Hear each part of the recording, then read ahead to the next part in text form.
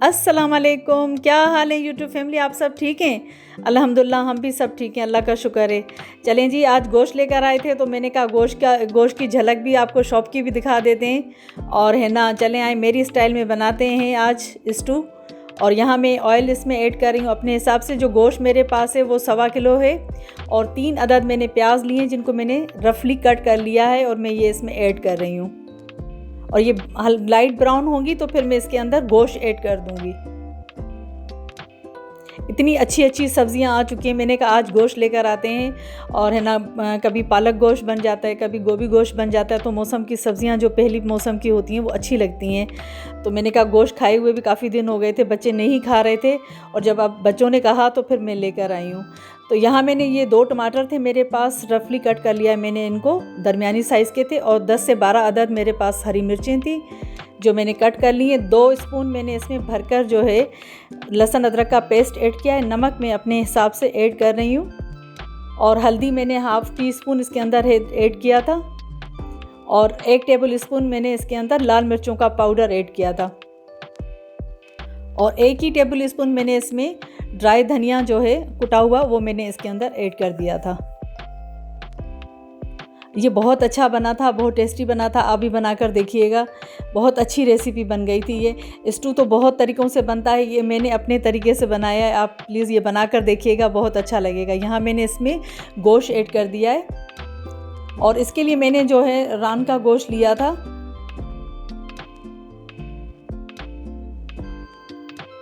वैसे भी स्टू में जो है ना इतनी हड्डियाँ तो अच्छी नहीं लगती हैं, मुझे तो पसंद नहीं है।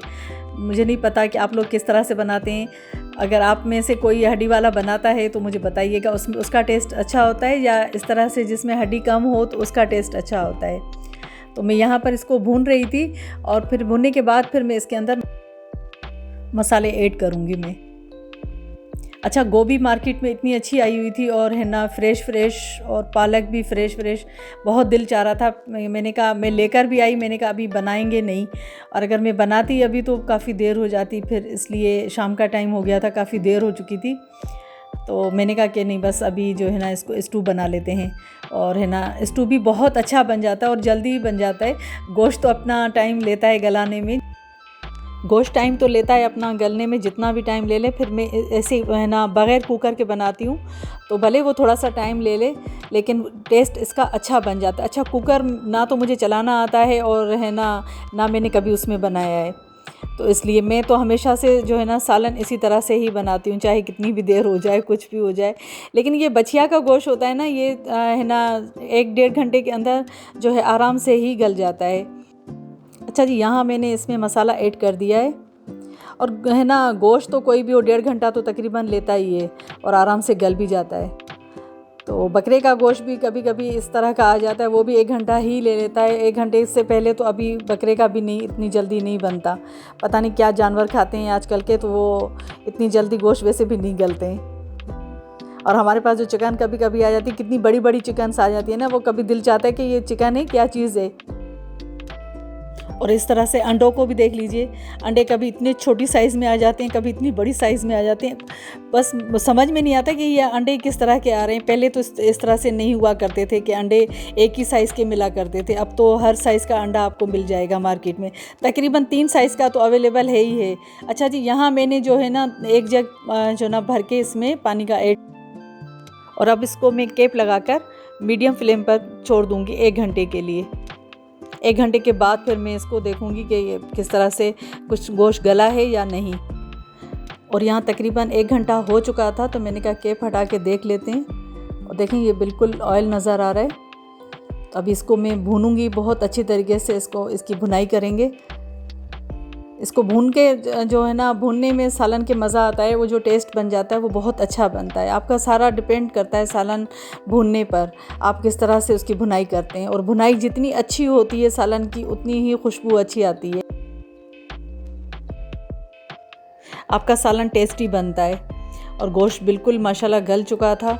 तो अब मैं इसके अंदर जो है ना प्याज और है ना हरी मिर्चें और है ना लौंगी मिर्च मैं इसके अंदर ऐड करूँगी। मैंने 3 अदद प्याज लिए और उसको बारीक काट कर लिया था और है ना 4-5 मैंने हरी मिर्चें ली हैं, 4-5 मैंने लौंगी हरी मिर्चें ली हैं, वो भी मैं इसके अंदर ऐड करूँगी। पर उससे पहले मैं इसके अंदर दही ऐड करूँगी। दही ऐड करके फिर मैं इसको थोड़ा सा भूनूँगी। 2 टेबल स्पून मैं इसके अंदर दही के ऐड कर रही हूँ और फिर मैं उसके बाद इसको भूनूँगी ताकि इसका दाना ख़त्म हो जाए।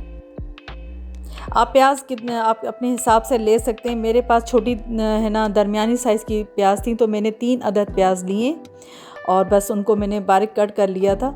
जैसे दम पर वो सॉफ्ट हो जाएंगी तो वो अच्छी लगेंगी। और लौंगी मिर्च तो इसमें वैसे भी बहुत अच्छे लगते हैं, टेस्टी लगते हैं। हरी मिर्चें भी अच्छी लगती हैं इसके अंदर। अच्छा जी, मैं इसको बिल्कुल भून रही हूँ ताकि इसका दाना दही का जो है वो बिल्कुल ख़त्म हो जाए। और आप सालन की भुनाई करके और अच्छी तरीके से दम पर लगाकर है ना रखते हैं तो है ना स्टू तो वैसे भी दम पर ही अच्छा बन जाता है।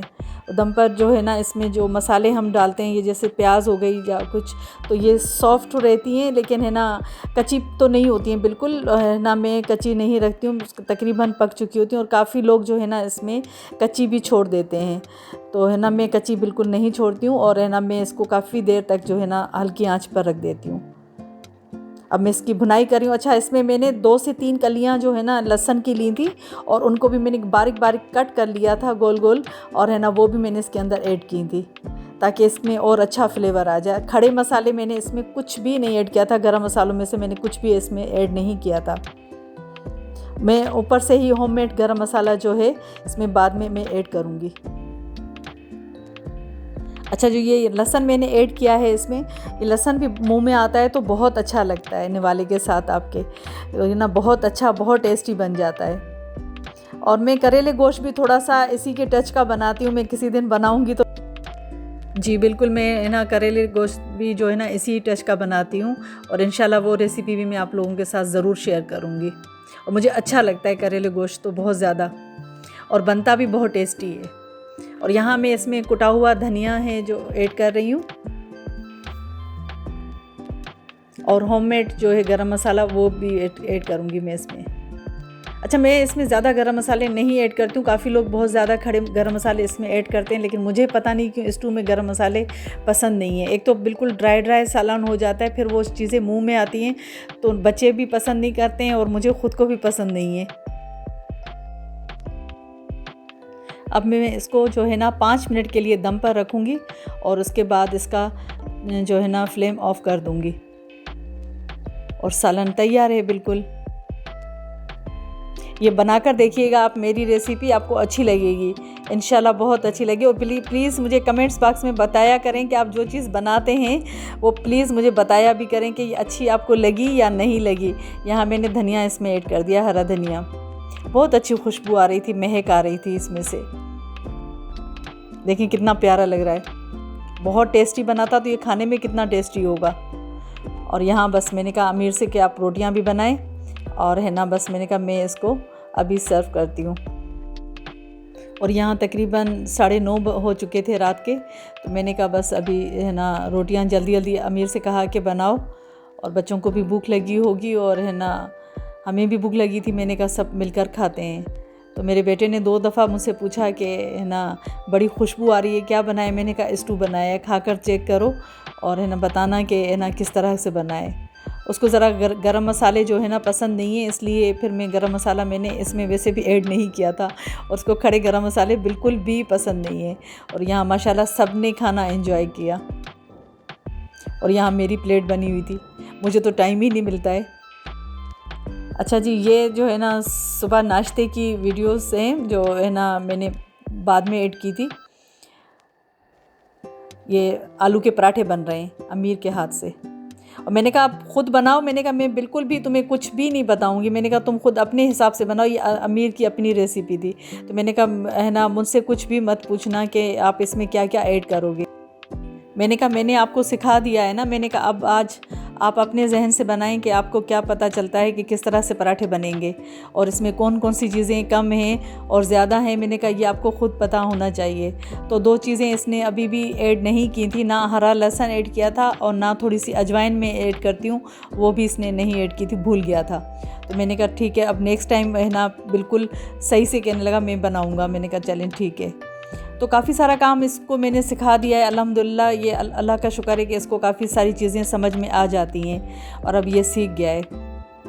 तो मैंने कहा बस अब ये है ना ख़ुद ही जो है ना बनाएगा। कभी मैं तबीयत सही नहीं होती है, कभी हम हैं घर में, कभी नहीं है, तो बच्चे तो होते हैं ना घर में, तो ये सबको बना कर भी देता है। और है ना कोई आता जाता भी है हमारे घर में तो ये उनकी भी बहुत ज़्यादा जो है ना खिदमत करता है माशाल्लाह से, और सबको ही खाना वाना खिलाकर फिर भेजता है।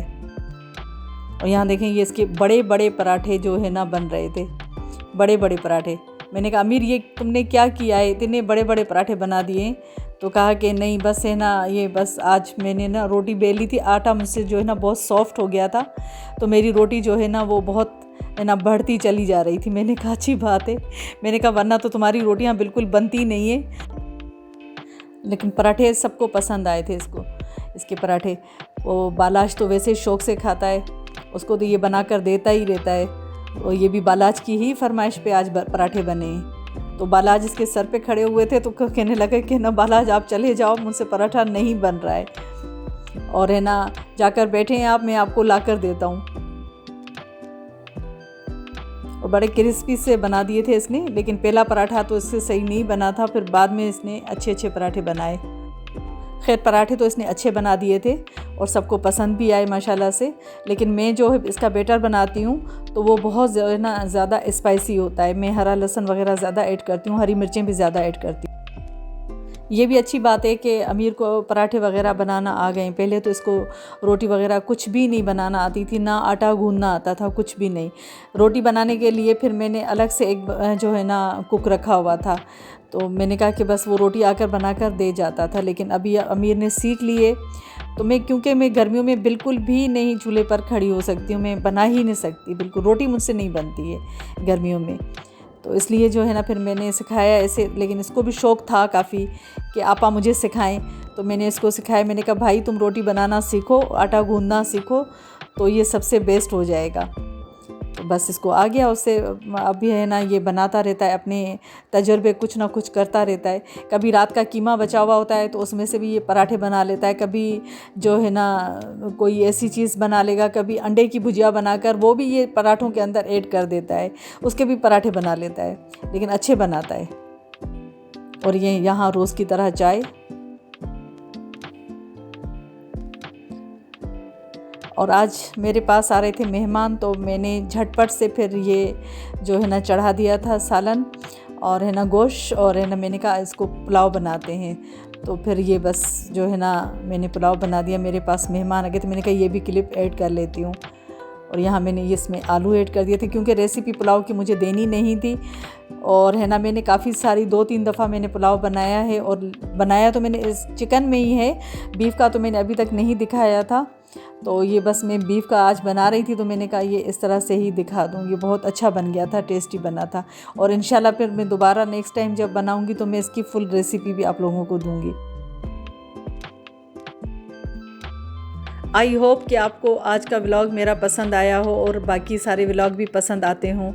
चलें जी, इस वीडियो को यहीं पर एंड करते हैं और इंशाल्लाह फिर है ना नेक्स्ट वीडियो में मिलेंगे। अगर आपको मेरे व्लॉग पसंद आते हैं तो प्लीज़ लाइक कीजिए, शेयर कीजिए, सब्सक्राइब कीजिए। इंशाल्लाह फिर कल मिलेंगे। दुआओं में याद रखा करें। अल्लाह हाफिज़।